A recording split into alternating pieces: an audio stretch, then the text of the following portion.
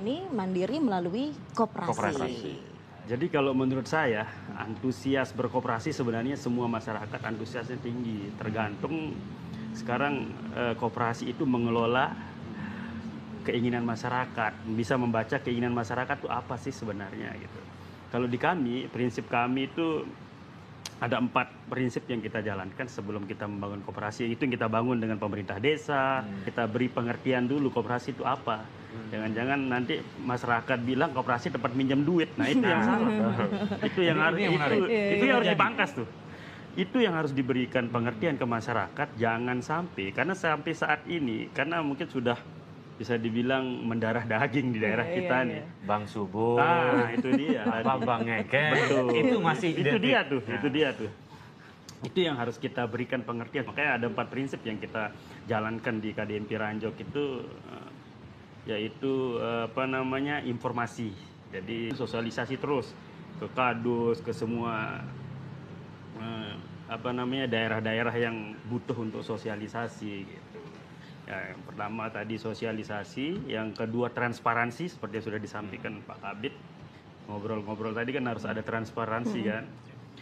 Sosialisasi, transparansi, dibutuhkan juga di dalam transparansi itu kan butuh kita digitalisasi. Nah, itu yang penting tuh. Transparansi didukung digitalisasi, baru yang terakhir kita baca kemauan masyarakat itu apa yang dibutuhkan gitu. Nah, jadi kalau di prinsip di Islam itu ada namanya ta'aruf, tafahum, ta'awun. Baru terakhir takaful namanya. Jadi ada 4 prinsip yang dipegang. Jadi kita ta'aruf itu dekati masyarakat. Maunya masyarakat itu apa sih? Apa yang dibutuhkan? Nah, baru kita pahami mereka. Jangan sampai dia masuk koperasi hanya untuk minjam duit. Di Ranjok itu mohon maaf sekali lagi saya nerapin koperasi syariah. Itu yang kita terapkan. Jadi muka kita konvensional tapi perilaku kita syariah kebetulan kalau di Ranjok tuh Pak Kabir. Jadi kenapa syariah? Karena syariah itu bergerak di semua lini. Kalau di syariah itu simpan pinjam sudah ada, qardul hasan, mudharabah permodalan sudah ada, murabahah jual beli sudah ada, rahan pegadaian dilengkap. Jadi syariah itu kita sudah, MUI pun sudah mengeluarkan pedoman di kita sudah lengkap banget. Jadi nggak perlu kita mikir-mikir lah. Kalau di syariah itu sudah ada pedoman, sudah ada. Tinggal kita pakai aja gitu. Di sosialisasi kita kuat, baru di transparansi tadi. Jadi di transparansi itu ada 2 sistem yang kita pakai, manual dan online.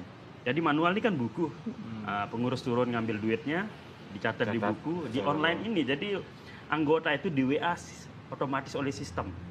Jadi saat dia di entry modal atau pinjamannya itu sistem nge-WA otomatis ke anggota bahwa segini lo pinjaman Anda, segini lo modal Anda. Dia ngecek sama buku.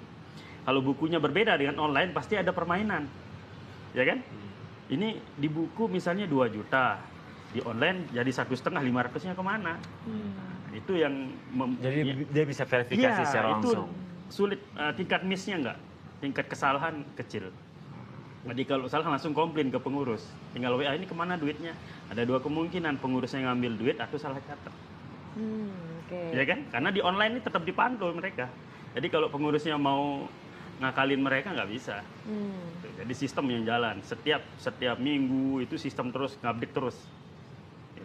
Itu wajar sampai dengan kurang dari setengah tahun sudah ada 300 anggota lebih yang tergabung di situ. Betul sekali, dan ini semangatnya juga sampai kita nih.